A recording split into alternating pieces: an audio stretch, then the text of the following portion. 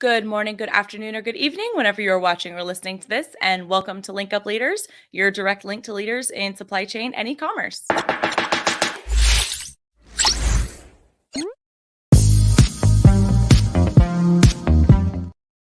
My name is Lisa Kinski. I'm your producer and co-host, and joined as always by Francois Jeffrey. Francois, how are you doing? I am great. We had an Good. amazing few days. I feel a We lot sure more did. refreshed, I think, than I did 2 days ago because I was part of the American Airlines wave of Yup. cancellations. And Yup. so they canceled my first flight, then they canceled my connecting flight, and then they canceled my rescheduled first flight. It was a mess. 13 hours in the airport. Whatever. It is what it is.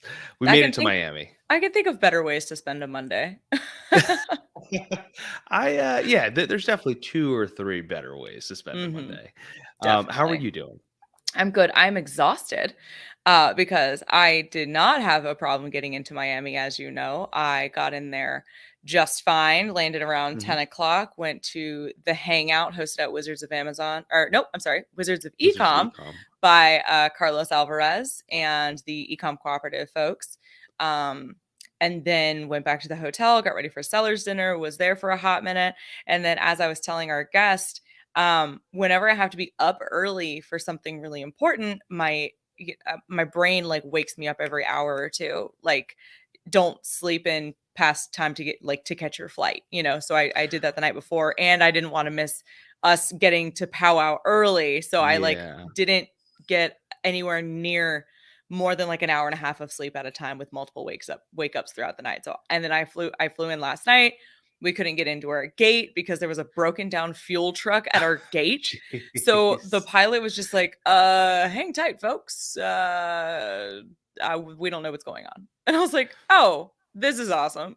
Yeah. I mean, did you hear? I remember Destiny with Sean told us theirs had a broken overhead bin, and they brought in a maintenance team.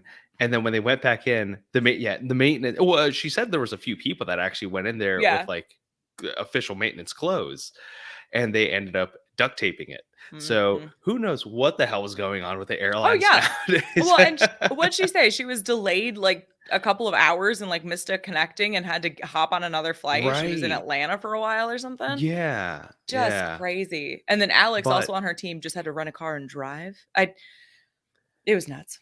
Absolutely the plus side is we had a great time. We met a lot of amazing people. We got to meet Tim Jordan in person, Norm Farrar, David Dayon, Frank Acosta, Emma Sherber Tamir, Destiny with Shaw. There's so many people that we actually got to meet that I was very happy to meet. And hopefully we can meet a lot more of our guests in person as things start to open up, particularly those that are overseas on the other side of the pond, as you always say. I know, across the pond. Across the pond. And that is actually where our guest is located today, across the pond, in a weird week of time that I didn't know existed, where he's only 4 hours ahead of us instead of 5 hours ahead of us. Today we have Rael Cline calling in from Nozzle in what I assume to be rainy London. I don't actually know. You're mostly right, yeah. Okay. It's never far away. Not at the moment, but it has earlier today, and such is life in London. Yeah. But I always, whenever people talk about how rainy London is, I just liken it to Cleveland, Ohio. I don't know if you've ever been there, but it's always overcast and rainy. Right. Yeah, there you go. There you go. That's how Miami was yesterday too, surprisingly enough. It was supposed to be beautiful in 70s, and then we got there and it was muggy and rainy and flash storms left and right. Yeah. Luckily the mugginess is something that Lisa here actually enjoys. I'm the polar opposite. I am very much a winter baby, as she has told me before. And I love the cold, the freezing cold, the 40, 50 degrees. If it's rainy, that's fine. I don't care. If it's so that's cold, that's pretty much what it's like here now. We're between sort of 40 and 50. Dark at sort of, I don't know, 4:05 in the afternoon kind of thing. But it's all right. London's still great. Yeah. I can't do it. During the speakers and stuff, we were in the room during a transition between speakers, and Amy Weiss gets on stage, and she's like, because they had the AC cranked up in there. So outside it was, comfortable. It was warm, but it was muggy. But they had that AC cranked up as high as it would go. And Amy was like, "Is anybody else cold?" And I was like, "Yes, yes, Amy, I feel you." Oh, well, Rael, thank you so much for being here. Thank you so much for having me. From London. It's absolutely a joy. Francois, do you actually know how we got connected? I think Stefan, one of them. Stephen Haney. Stefan. Stephen Haney shouted out Nozzle, and anything that one of the largest names in the Amazon community and former Amazonian will mention, that's something that is worth noting. That's all I remember, and I think that was the most important aspect of it. Exactly. I didn't even ask questions. Rael was like, "Hey, Stefan mentioned us. Can we come on the show?" I was like, I didn't even ask any questions. I was like, "Yeah, sure, I'd like to think I wasn't as direct, but that's pretty much what I was saying." Something like that. Something along those lines. To the point. Well, why don't you tell us a little bit about what Nozzle does exactly, and kind of how you found yourself in this crazy e-commerce Amazon digital world. Cool. So so Nozzle is a tool for Amazon sellers that helps you understand your customers, who's actually buying from you, a whole lot better. And really, the sort of genesis of this is, when looking at the Amazon space, Amazon is unique in sort of the advertising, being able to connect the advertising to an actual purchase. And it's much tougher to do in different ecosystems. And again, looking at all the tools, there are a lot of tools that do really good jobs in sort of bid management space, operational tools around inventory or sales and profit and loss and all that sort of stuff.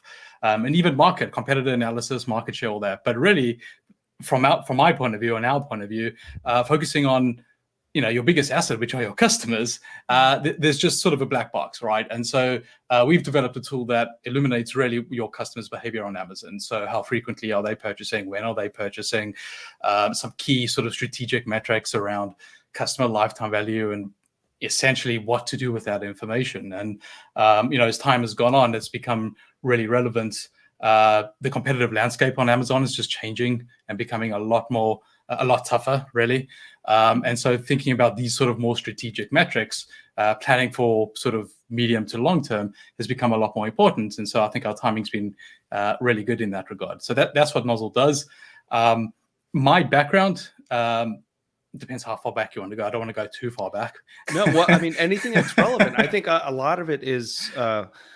particularly in your position, it takes a lot of entrepreneurial skills, right? Yeah. And I think that background of being an entrepreneur is something that every Amazon seller and e-commerce brand Totally. to those likes can really relate to. So as far back as you can go in your professional career.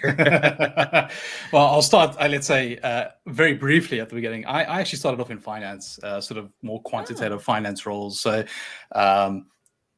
investment banking sort of stuff, a lot of Excel models and all that kind of thing. And then I came to London. I'm South African. Might be a bit of a weird accent to some of the people listening in. And I moved to London, to the UK in 2010 to come study finance. And as soon as I'd finished studying finance, I decided I don't want to work in finance, as you do. So I got involved in sort of some entrepreneurial type ventures in sort of telecoms and things like that. But really, I think the most kind of relevant thing is a company I co-founded. Gosh, when was that? 2014, 2015. A company called Media Gamma. And Media Gamma was focused on online advertising, but really, really the sort of technical elements of actual custom algorithms to bid in the auctions, right? And so we all know about PPC, that you're submitting a bid and that an auction takes place in real time. And some of the what's called programmatic advertising, similar to Amazon's DSP, but nothing to do with Amazon at this stage. And so the more sort of open web, where there was the ability to actually write custom bidding algorithms. How much should I submit in this auction to show an ad to someone in the hope that they would click on it, download something, ultimately make a purchase, all that sort of thing. So a very heavy machine learning, data science type angle. And we would work with both, let's say, the buy side, people submitting the bids. We'd work with the exchanges hosting the auction. We would work with the sell side. We'd work with the publishers who are hosting the ad, and they obviously want to maximize the price because it's revenue for them. And so we built that sort of that custom, bidding and selling algorithms. And what was interesting for me is that, our best fits, our best type of customer were very, not just quantitative customers, but ones that were very focused on like what happens after that auction or after somebody clicks on the bid, right? And so a lot of the gaming customers where, they'd want you to click on the ad and download one of their games, and they would be measuring things like, what is my 1, 3, 10-day lifetime value, for instance, and connecting that back up to the ads. Like that was amazing for us, right? Like you could actually do a proper sort of full spectrum analysis of all of that. But outside of gaming, it was pretty tough to do. And so we exited that business, and that was great. But really thinking about, what to do next is we quickly landed on Amazon, because Amazon is not just sort of growing, up and to the right, but uniquely positioned around the data sets, around the advertising and connecting it to a purchase. And then, what happens after that first purchase. And so, looking to, I guess, variation on a theme around, hey, nobody's actually doing this. It's super valuable. Amazon's growing. We have quite a lot of expertise in this domain, and that's kind of the genesis of Nozzle. Wow, interesting. Yeah.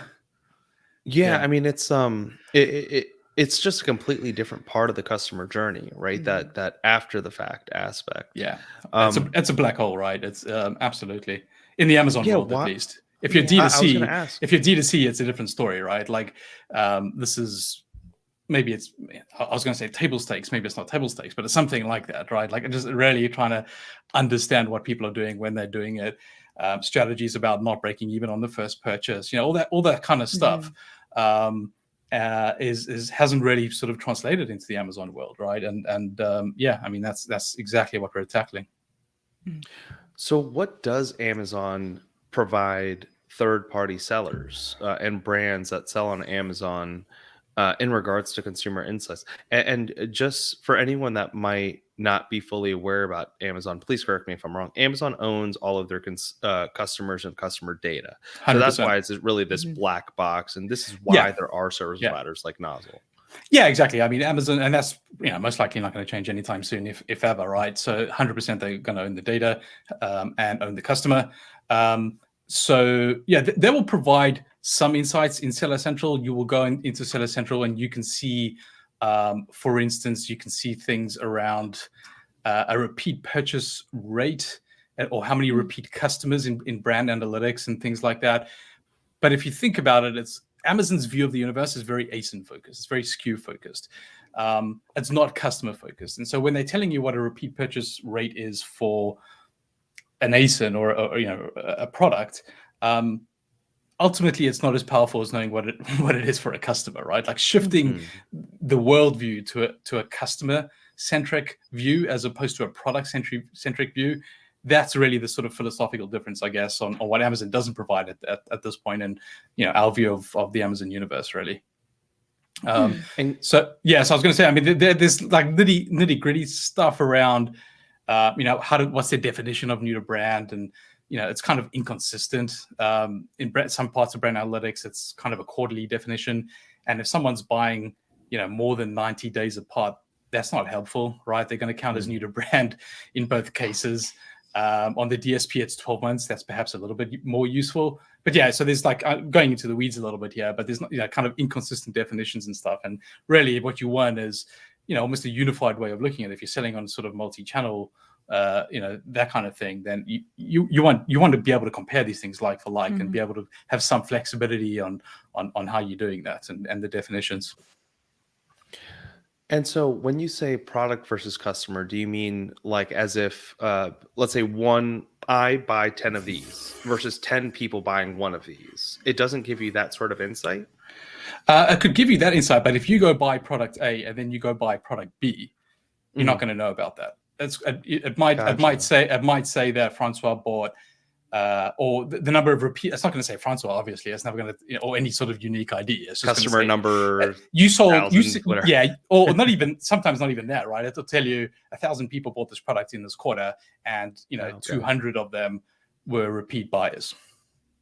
So, something like that. So it's super aggregated, but it's hard to know what to do with that, right? Like, what exactly are you telling me?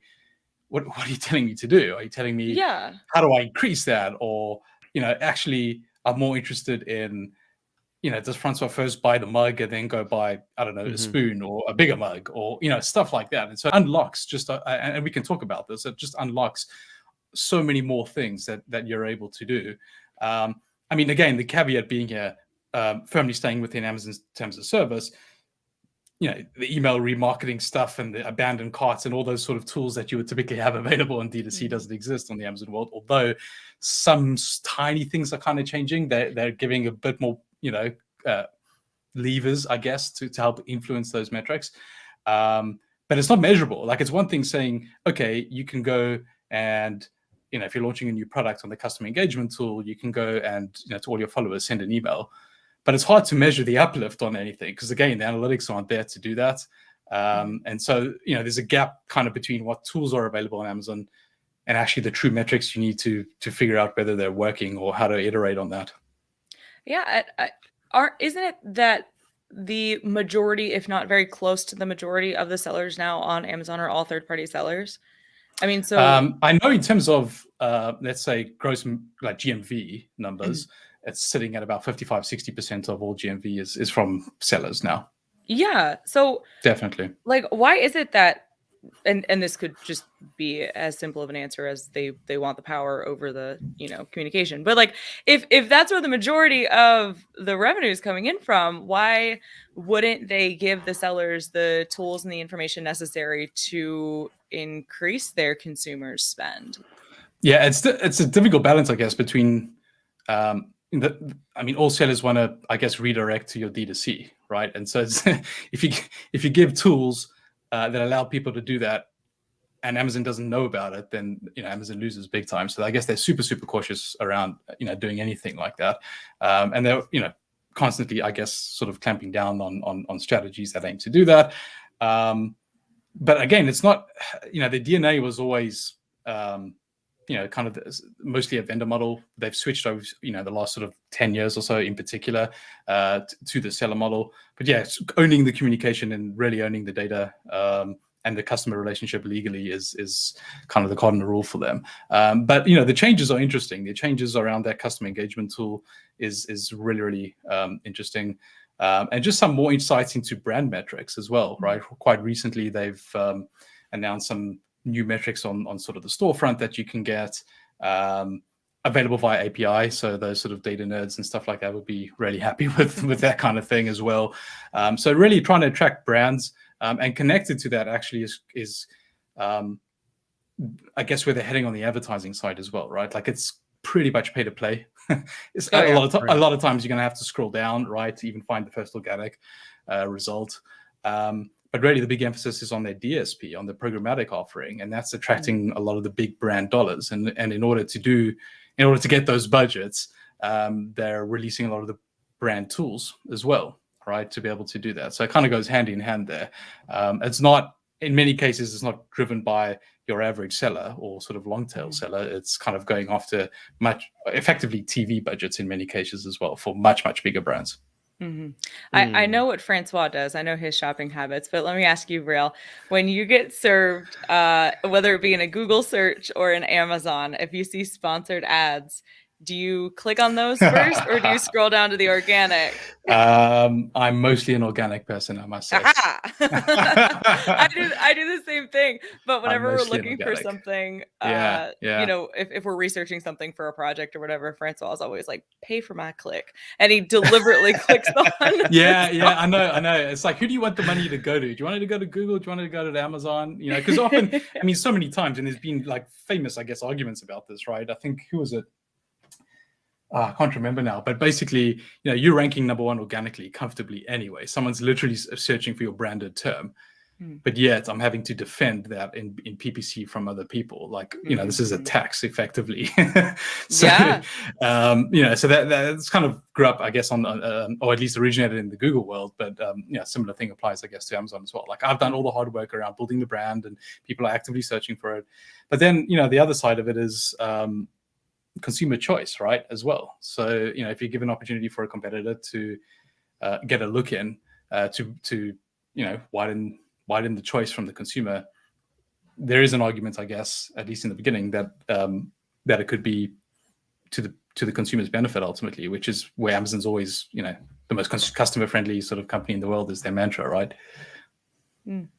Yeah, I mean, it almost seems like that they have no reason to give up this black box, and they can continue holding all the brands that sell on Amazon hostage to their PPC, right? They just need to release new features for PPC, different places, different ways to advertise, different ways to pay for that advertising. Yeah, and if you look at what they've done this year, they've been rolling out. I mean, I read the release notes on a monthly basis, on at least on the API side, of what's happening on sort of the data side, and et cetera, et cetera. And wow, there's been sponsored display in particular has got a lot of new features. Sponsored brands, of course, as well, and the actual DSP and the programmatic sort of display off Amazon advertising offering has got a hell of a lot. And the Amazon attribution, interestingly, right? So that's where if you're paying for, I don't know, Facebook campaigns off Amazon traffic to your listing, Amazon can track that as well. So you can, track the efficacy of those off Amazon campaigns, and Amazon's getting super aggressive with that as well, because they're reducing the referral fee up to 10% if you're driving off Amazon traffic. So yeah, there's just a hell of a lot going on that side. But yes, on the advertising side, they grew very quickly to a $20-25 billion business without trying that much, right? Like, their ad tools in the beginning, if you benchmark it against, Google, they're pretty far behind, or at least were pretty far behind. But again, it's not in Amazon's DNA. They're not an ad company, right? Like, Google is an ad company. Facebook is an ad company. So you could, argue it's a little bit unfair to compare, right? Like, this is what they do versus, hey, I'm just going to spin up a $20 billion business and see what happens, But they are taking it very seriously now, right? They've introduced higher up the funnel products. And if you look at where the roadmap is going with the Amazon Marketing Cloud and things like that, then, they are really, really catching up to, I guess, the benchmark set by Google and Facebook ultimately. Well, and they're always testing out new ways to sell their products. My buddy that was a former Amazonian was just telling me about this project that they're rolling out in I believe it was in New York, where they were renting out empty parking lots and putting containers there and having products essentially shipped to those containers, and they would use it as a pickup hub. And it was like, well, you have closer to a locker. And then they had like another project that I think ended up not working out, where it was like a mobile van from Amazon that was driving around to certain pickup locations and selling products. So it was like, I mean, they're always trying to find better ways. So I love that, right? Like, it's very, very difficult for a company of that size to just carry on doing stuff like that and just come up with an endless array of ideas. And look, I mean, the flip side of that is Amazon's super, super siloed. It's very, very often, team A has no idea what team B is doing, or they might be working on the same thing. Even we've certainly come across those sort of situations. But yeah, I mean, to keep that that sort of culture going of just consistently trying new things, knowing that a big chunk of them are not going to work, but you've got to keep trying. And it's even, I guess, even in a way, it's even tougher to do that when you're so far ahead of the competition in that particular sphere, right, around logistics and everything else. Look, Shopify is obviously looking to change that. A whole bunch of other companies are looking to change that. But to keep that level of experimentation and ruthlessness, frankly, when you're that far ahead is something. It's commendable. It's definitely commendable. I mean, it's innovative, and I think it's definitely necessary. But right now, and when you were talking about, for example, Facebook and bringing Facebook attributions in, is that a method that brands can use in regards to, let's say you're targeting heavy on Facebook ads, and you know the demographics that you're targeting, and you see a lot, let's say a big increase in attribution to your conversions from Facebook. Is that a safe assumption to say, hey, these demographics that we're targeting are working? And is that an effective method to even test those demographics? Yeah, it depends how you want to measure success there, right? So if you're measuring success, you're doing a whole bunch of, let's say, A/B tests on different demographics or different targeting rules, whatever they may be, and there's certain winners from that. Sure, that could do that, but it's also, I guess, from our point of view, is taking the long-term view. Like, actually, which one results in the best or the highest lifetime value, instead of just the one that results in, the most once-off purchases or something like that. Like, so yes, it's a harder experiment to run because it's going to take a longer time to answer that question, but ultimately that's the more valuable information, really.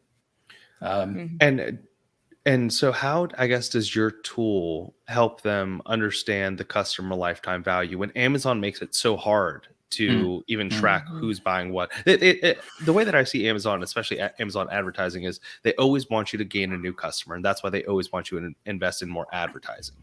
But how can they, I guess, extend the value of their brand and really even come up with any sort of lifetime value of any customer that they have?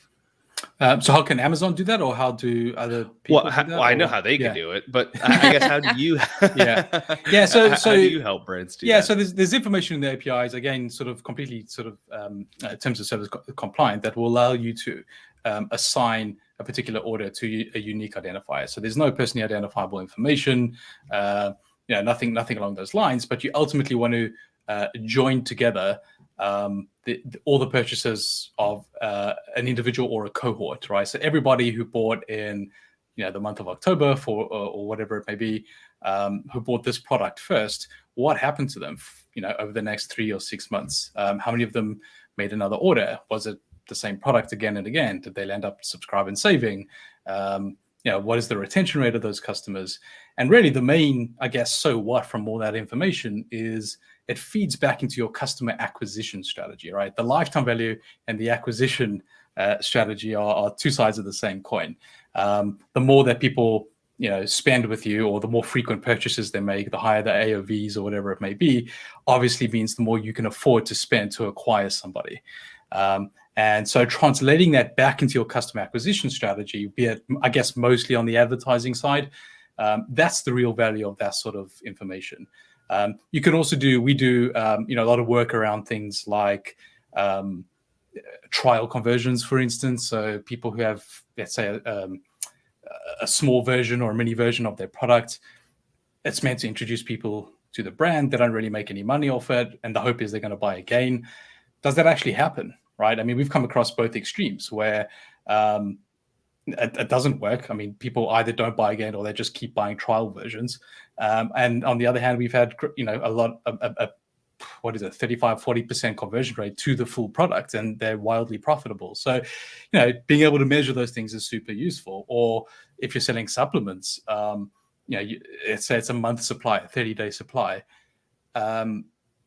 What happens if they then buy a 60-day or a 90-day supply? Amazon's tools at the moment are not going to really capture that, right? In fact, you're not really. This is a repeat. What Amazon reports on is the repeat purchase for a product. But what happens if actually I went from a 30 to a 90-day version? I'm not going to show up, right? I'm going to show up as churned or left or whatever. But actually, I've become super valuable. It's gone in the opposite direction. So figuring out that piece of it. I guess a lot of this ties to, and I was watching the other day, it's a few months ago now, with Troy from Seller Tools, right, around what he's talking about. I mean, lifetime value was mentioned a few times there as well, and just trying to extend that relationship post-purchase in particular is so valuable. I mean, one of the studies we found going through the data is if you're able, so the biggest drop off typically is from the first to the second purchase, right? Let's say 100 people bought once. Typically for us, it's kind of between 15 and 20%, let's say, that are going to buy again, right? But from the second to the third purchase, that becomes between 30 and 40%. And so really focusing on your strategies around how to get that second purchase, knowing that the probability from the second to the third purchase doubles, right? That can change your business. The unit economics and your cash flow. Yeah. Yeah. So repeat either of the same, repeat order of the same product or a different product, whatever it may be.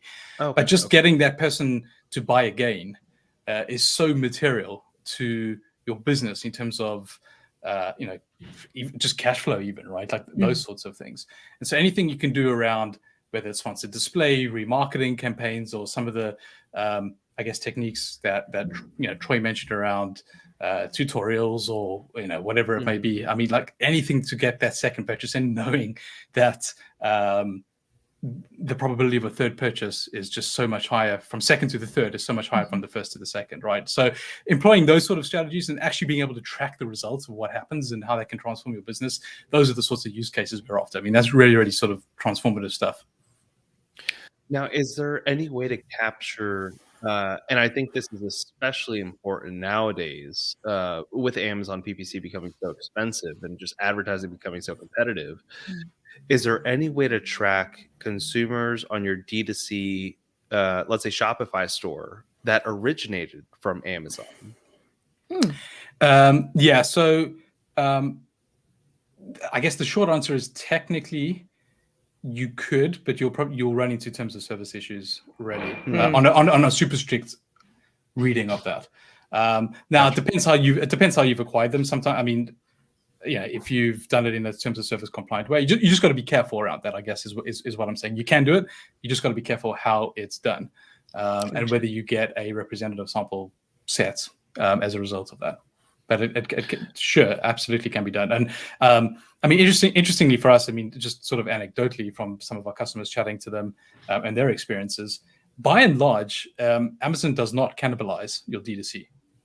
Right. I mean, we've spoken to, again, anecdotally, to sellers where they've deployed strategies around, you acquire someone on Amazon, you want to get them to go to D2C. And even if you are successful getting them to go to D2C, they'll end up buying their third and fourth purchase on Amazon again. Right.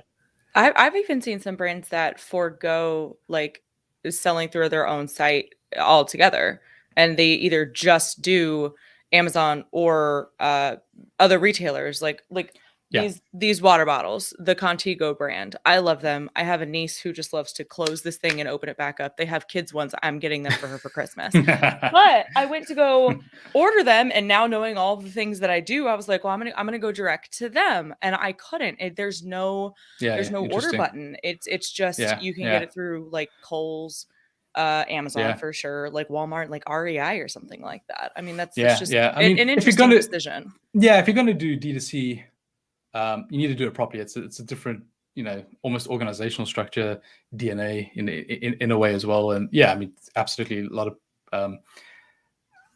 of the sellers are just sort of marketplace experts as opposed to D2C, experts. But I mean, for us, I'd say the majority are going to be hybrid, sort of D2C and Amazon. Amazon's probably stores about 70-80% of total sales anyway. So, that's always the focus for them.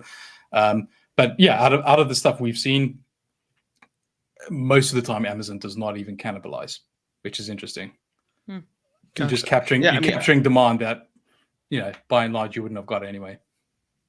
And the only reason I asked was because I know the focus, particularly for the past few years, and prior to this, it was more so private label, but the focus has been more so brand, right? Building your brand, making sure that you have a strong social presence, making sure that you're doing everything that your key demographic cares about, whether they're on TikTok or Instagram, Facebook, whoever your audience is, it's really capturing them with your brand. And that's why I was wondering, if there's a way, for example, Lisa, using the Contigo bottle example, going to that D2C and like understanding like, oh, okay, am I building this brand successfully on Amazon? Successfully enough to where they would just buy directly to drive traffic. Don't have to spend. Right. Which would be a very TOS compliant method to do it. Yeah, absolutely. I mean, it certainly worked. There's we've seen successful transitions, right, from a sort of Amazon marketplace seller for the first few years really successfully, and then transitioning to a decent hybrid, getting maybe a 50-50 split ultimately between D2C and Amazon, etc. Absolutely. But I guess, from what I've seen, a lot of people just kind of have this view without the data to back it up in many cases about the cannibalization aspect, and it's just not the case. Look, I think the smart move is always to build a brand and not to be reliant on Amazon or any channel, one channel for that matter, right? You need to diversify. that's just good business practice and how you grow a very big business. I mean, absolutely, there's no two ways about that. But just do it for the right reasons, I guess, right? That's right. And so what sort of consumer insights should a brand expect to get when using something like Nozzle? We know what we're getting from Amazon, a big fat zero most of the time. But with Nozzle, what can they get, and how can they utilize this? Yeah, so some of the, I guess, the more important ones worth calling out here is the actual customer lifetime value, or the profit per customer, I guess is another way to call it. So this is saying, for any individual that first buys from me, if I take into account the repeat purchases they make over a particular time period, over 3 months, 6 months, 2 years even, what is the actual total profit during that entire journey? So let's say they come in and buy the product, 3 months later they buy again, 3 months later they buy a different product, and then you never hear from them again, for instance. Right, what is the actual profit across the entire 6 months there over those 3 purchases? Because that number ultimately means the average, I guess, for your account, or for that for that cohort, will mean how much I can actually afford to spend to acquire a customer, right? The lifetime value and that customer acquisition cost are just two sides of the same coin. And if you're not measuring what happens after that first purchase, particularly on the PPC side, you're working out your break-even ACoS incorrectly, ultimately, right? You're undercounting it significantly. Because typically when you're doing a break-even ACoS calculation, your assumption is that somebody just buys once, because you don't really have the data on how often someone's actually buying or what their total profit is over the whole lifetime with you.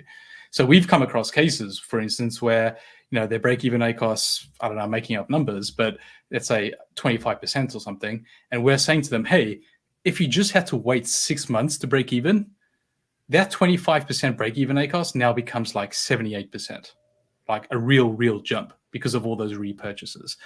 And so again, when you're thinking about your PPC budgets and what sort of search terms to go after, all that sort of stuff, it completely changes the picture, because you can be a lot more aggressive on the high volume, much more expensive terms, but you've got the knowledge that, hey, I'm going to break even in 3 months or 6 months or whatever you ultimately choose there. So that's kind of one of the key data points and kind of so what's to do with that. So the lifetime value and the acquisition cost. We can get into more detail about how you want to think about your PPC strategy. Like, am I just doing non-branded sponsored product campaigns? Am I doing sponsored brands? Am I doing sponsored display, and what to do and all that kind of stuff? But ultimately, that's kind of the main so what from this lifetime value. So that's what. Well, yeah, go for it. I was just going to add, let's definitely hit on that acquisition, because if you understand that your customer is purchasing several times, and let's say you buy this one bottle and it's a fully customizable bottle. Well, if you have multiple complementary products to it, or added, let's say stickers that you tend to add to this specific bottle or something, then it makes sense to retarget them more heavily and acquire them at different stages for different products. Yeah. Right. You don't have to keep targeting them for the bottle, but maybe it's the accessories for the bottle. Exactly. So yeah, I mean, I definitely love to dive a little bit deeper into the acquisition and the strategies, I guess, that you've seen are more successful for some of the brands. Yeah. I mean, on the advertising side, you've got the remarketing campaign stuff, right? So you've got sponsored display and you've got DSP in some cases. DSP is a little bit more difficult just because you need to be spending a lot more money to use it. They can't have minimums on it and things like that. But ultimately, they're quite similar in the fact that you can remarket to someone. So somebody who's bought a particular product from you within the last 30 days, I want to show them an ad for whatever it is. And you can make your own ad, right? You can customize what it looks like, all that kind of stuff. And so if you know that people have bought the bottle and you want to then promote something complementary to that, like the stickers or whatever the sort of next accessory is, you can go and do that. And with our tool, you ultimately can measure the results of that, right? So, I mean, that's kind of the difference there. So the remarketing is definitely one way to increase the retention rate, to increase the lifetime value, I guess, all those sort of things. The other one is I'm not going to go, I guess, too much detail, but similar to what that sort of cross or upsell use case. I have 30-day supply of my supplements or whatever it is. How many people then go by 60, 90 days? Do some of my strategies around providing additional content, like, within the packaging, that kind of stuff? Are they actually paying off? That kind of stuff. Part of that, actually, interestingly, I think as well, is we've seen some customers, really understanding your customers is obviously key to all of this. It's just kind of, again, our view of the world is very customer centric, and trying to understand the language that your customers use to describe your products or describe their problem that you're solving, or any of that sort of stuff, using that as an opportunity to do that, so that you can put it back into your listing, for instance, is super, super valuable. So like any of those sort of touch points and like voice of the customer data, as we call it, we do that anyway as Nozzle, right? Like in a different context. We're not an e-commerce company. We're a tool provider. But, for instance, you go download an ebook from us. There's a little survey thing that comes up and says like, what brought you to Nozzle today, right? Like we want to understand in your own words what your problems or what you're thinking or whatever it may be. So like using those opportunities and feeding that back into your listing, I think is really, really helpful as well. Yeah, I'm really glad you asked that question, Francois, because I'm thinking about like my most recent Amazon purchases. Like I'm going to a tea party themed baby shower sprinkle this weekend, and I needed gloves and some sort of tea party looking hat. I'm not the type of woman who's going to need to purchase more than one of those. So that was my thing. There's a lot of products I feel like that each of us purchase, and even in the figures that you shared earlier, getting that second purchase is hard.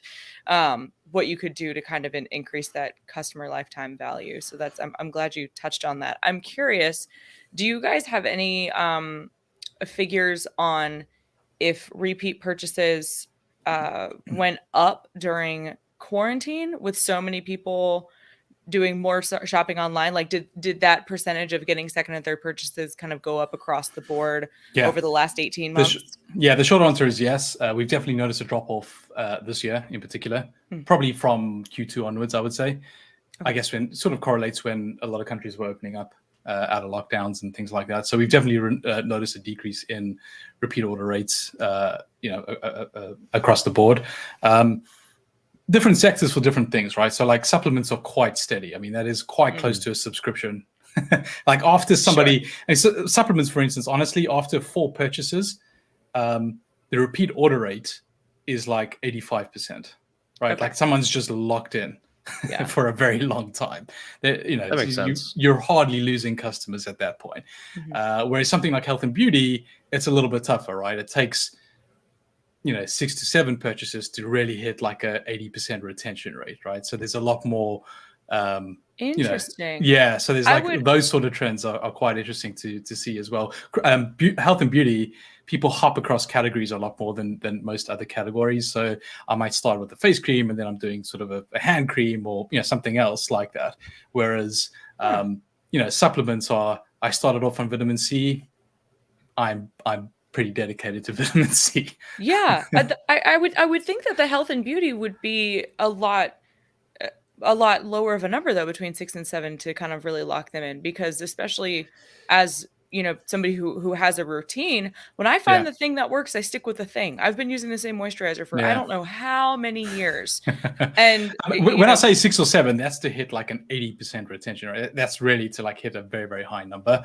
So yeah, I mean, you're going to get super loyal people after, I don't know, 3 purchases or et cetera, et cetera. But I mean, I'm using kind of extremes there. I'm using supplements because it is kind of the most extreme example in that way. But yeah, I mean, those are the numbers. I mean, in general, if you had to look at like a repeat order rate on Amazon, what we see is basically between 20 and 30%.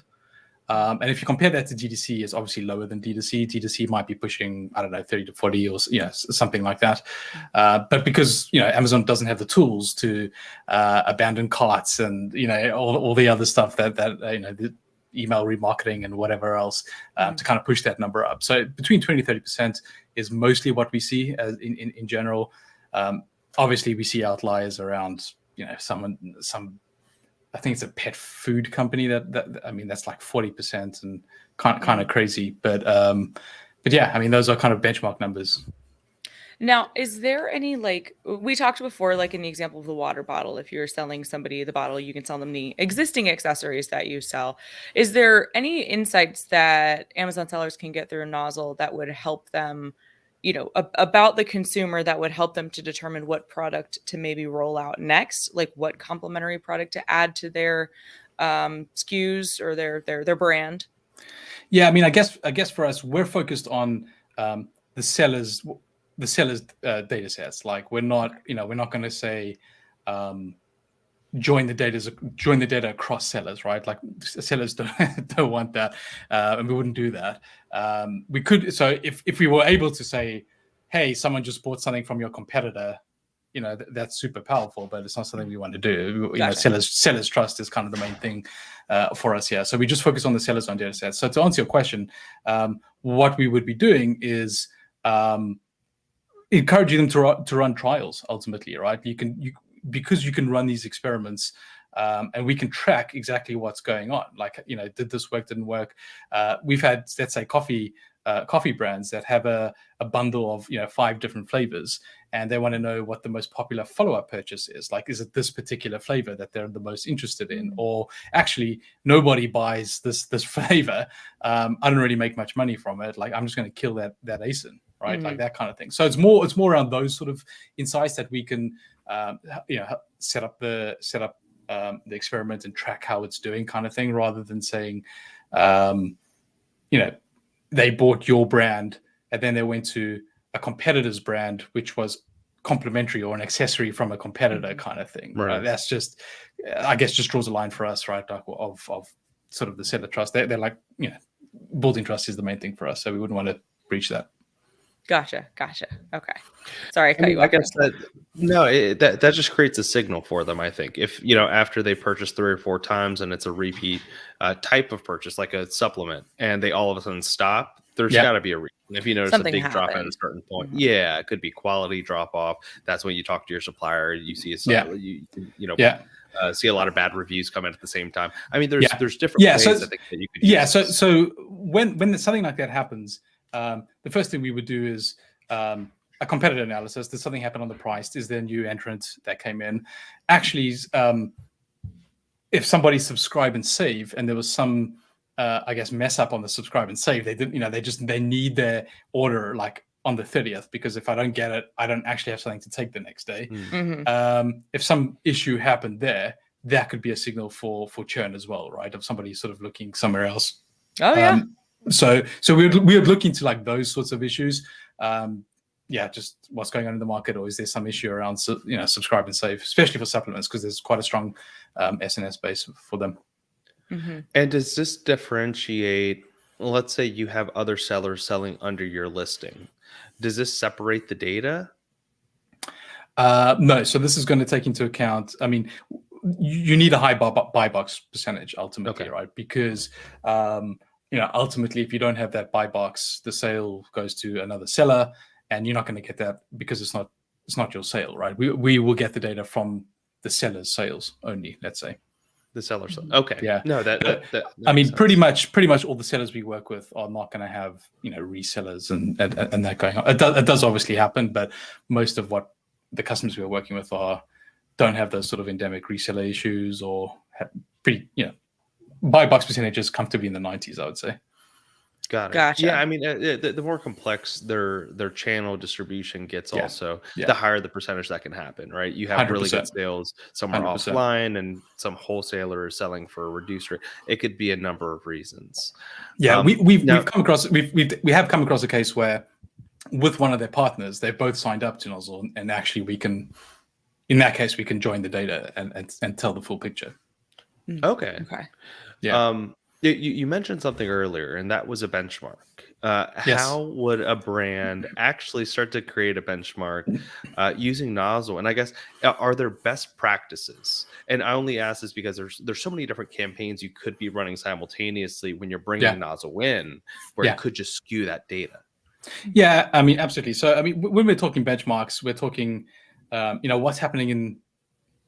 There are a couple of key metrics, right? So, number one would be customer acquisition cost. Like, what does it cost me as a pet brand on Amazon in the US in the month of October to acquire a new to brand customer, right? And so that's adding up all the ad spend, so sponsor brand, sponsor display, sponsor products per ASIN per month, dividing by the number of new to brand customers you have for that month. That's that's what how we would do the customer acquisition cost.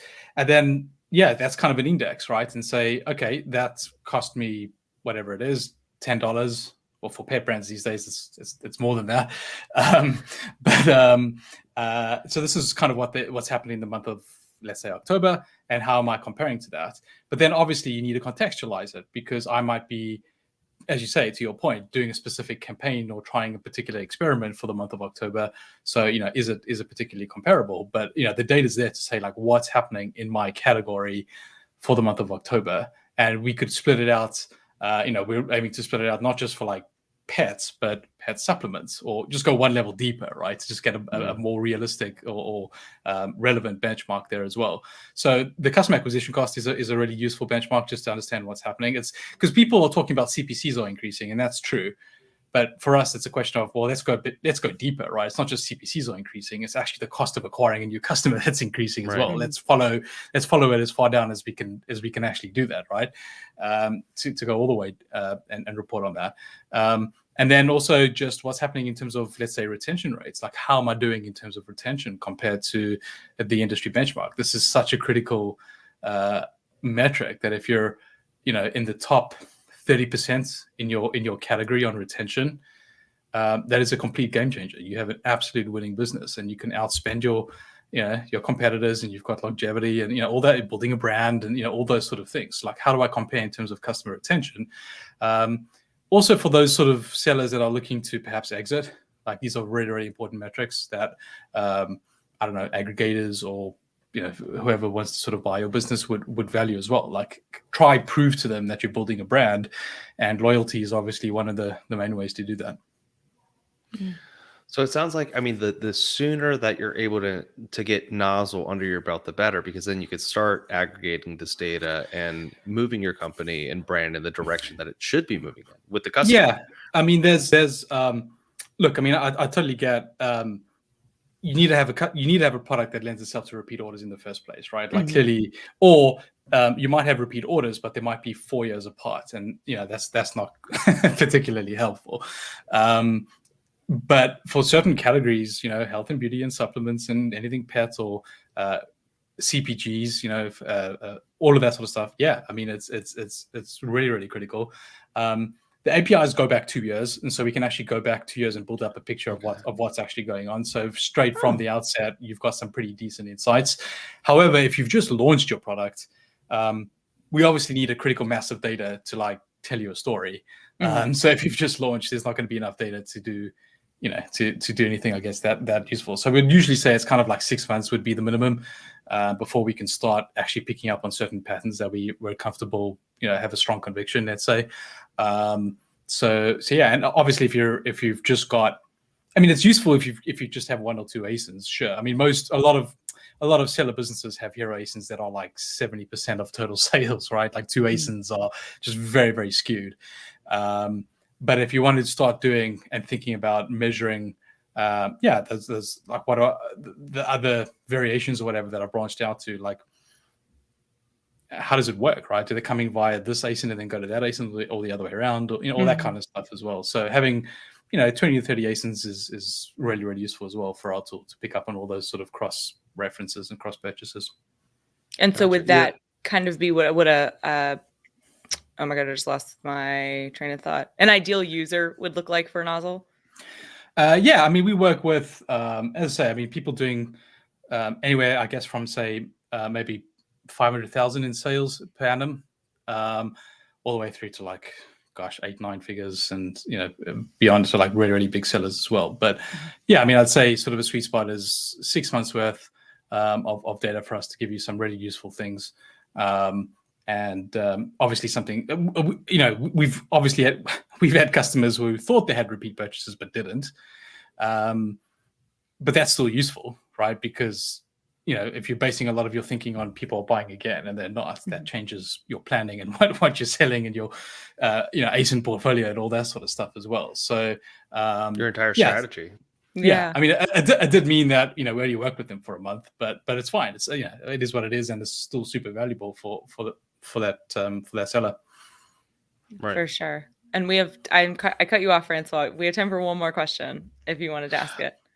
No, I was just gonna commend you for the 2 years back of data, which is that's amazing. awesome. That answers my question. Actually, You don't have to commend me. You could commend Amazon. Oh, okay. They lend all the data back. Okay, Yeah, because the API allows us to pick up 2 years worth of data, but on the advertising side, it's only 2 months. And so that's been one of my. Whenever I talk to the Amazon API, the ads team, I'm like, come on, guys, you gotta get, you gotta get some parity here. Yeah, exactly. You gotta get some parity here. They're working on it, apparently. I don't know, but we'll see. Yeah. No, I mean, but I mean, 2 years regardless, I think still gives a tremendous level of insight, especially if you're planning on selling your business. I mean, I think this is one of the most important. So we've helped a number of our sellers put together either their fundraising, and so here's a fundraising deck on what LTV looks like, and actually it's a really good pitch because it's saying, I've got really, really strong repeat order metrics, high LTVs, good customer journeys. This is why I'm fundraising. I need the money to invest to grow in this business because, my loyalty is high, my unit economics are really, really good, and this is why I need the money to grow, right? So we've done that, and we've worked on the exits, and we've worked with aggregators. We've helped, if an aggregator is kind of assessing, to buy a company or something, then again, having a look at this sort of data is super useful too. Fantastic. Well, if there's an Amazon seller out there listening who wants all of this data, where can they find more information on you guys? Yeah, sure. So you can just go to exactly that, Nozzle.ai. We've been working with about 30 sellers over the last year in beta. We've now launched in Europe. We have a waiting list for the US. By the end of the year, we'll be live in the US as well. So yeah, I mean, if it's of interest, please do sign up to the waiting list. And really, even if you're not ready to do that, just please reach out to me to have a chat. I love this topic. I can talk about it for ages. I can completely geek out on all this sort of stuff. So if it's just a chat that you want, please reach out to me on LinkedIn as well. Awesome. And you guys, we actually have a custom link for that wait list that is going to be in the description of the audio and the video versions, as well as the Nozzle URL, which is just Nozzle.ai, not .io. It's That's .ai. Right. .ai. I messed that up. It's .ai. And again, you guys can always connect with Rael, as he said, name spelled Rael and then Cline. Rael, thank you so much for being here. We really thank you so much for having taking the time. Yeah, it's been awesome. And for anybody who's listening or watching, if you guys liked what you heard today, be sure to give us a like, comment, share with your friends, subscribe to the show, ring the bell to turn on those notifications, and that way you'll never miss a conversation with leaders in supply chain and e-commerce like Rael Cline with Nozzle. We'll talk to everybody soon.